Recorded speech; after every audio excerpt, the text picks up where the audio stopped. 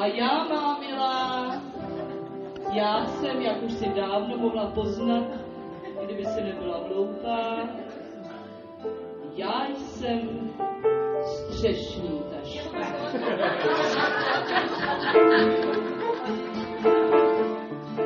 Kdo už někdy navštívil improvizované představení, dá mi za pravdu, že vyprávět děj by bylo zbytečné a vlastně i nemožné.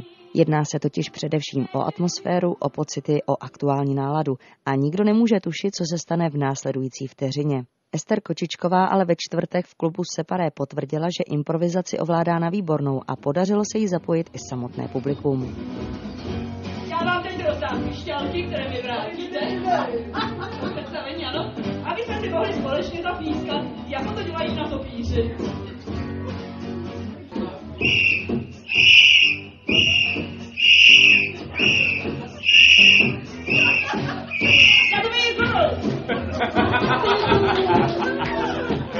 Vedle prověřené kytaristky Kateřiny Šarkézy si Ester Kočičková tentokrát vzala na pomoc i dalšího hosta, Oldřicha Smysla. Zajímalo mě proto, jak byla hlavní aktérka s vystoupením spokojená. Hlavně je náročný třeba zkoušet nový lidi, že? Olda teda fungoval skvěle, tak někdy zase ale tam byly ještě takový momenty, jo, že on se to vlastně neučil, že byť je herec jako dramatický taky, v Brně ho neučili prostě improvizaci jako takovou, jako nás třeba učil Jarda Dušek, jo.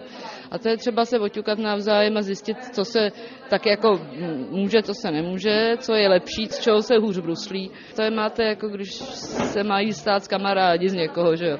Tak se musí navzájem ty lidi poznat, že jo. Něco vás může překvapit, něco vás mile překvapí. Já jsem dneska zjistila, že prostě s tím Oldou určitě můžeme nějak dohromady fungovat. A pro publikum je dobrou zprávou, že to samé si myslí i Olda Smysl. Moje první improvizace, poprvé tady v klubu Separé vystupuju, jsem tady vlastně úplně novej a spadl jsem do toho rovnýma nohama, tím pádem se mě ušetřilo strašně moc času, který člověk má, když přemýšlí o improvizaci dlouho dopředu. A pocit mám dobrý, hlavně, že to je teda za mnou, ale myslím, že to dopadlo tak nějak zajímavě dobře. No. Otestovali jsme se navzájem s Ester. Vlastně do této doby jsme neměli možnost se nikde potkat. Až teprve dnes tady přímo jsme se tak do toho vrhli a hurá, no, uvidíme, co z toho bude dál. Premiéra tedy celkově dopadla dobře. Lidé se bavili a já myslím, že se máme do budoucna rozhodně na co těšit.